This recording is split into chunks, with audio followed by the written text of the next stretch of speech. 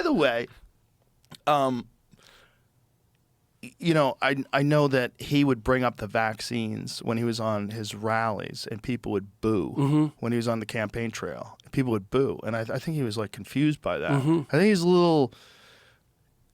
I don't want to say he's out of touch, but there's too many things for him to be thinking about, for him to be paying attention to what people really think about the vaccines and vaccine injuries and mandates and just the psychological warfare that was played on the American people. You remember that very famous White House post that they made for the vaccinated, you've done your job, but for the unvaccinated, you're looking forward to a winter of severe illness and death and the hospitals that you will overwhelm.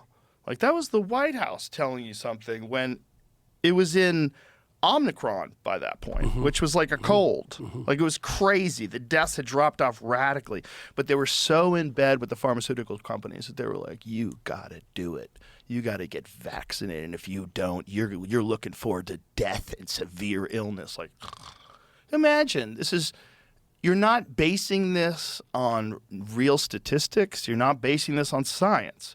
You're just basing this on this control, this fear element that you're trying to impose upon people. So that's an interesting point there too, that issue of control and fear. I started this, I was part of a group that started this organization in the UK called the Alliance for Responsible Citizenship. We had our second convention in November, which went very nicely, by the way. So you're doing like a positive counter to the World Economic Forum. Forum. Well, we have some rules. And one rule is you don't use force or fear, right? Use invitation.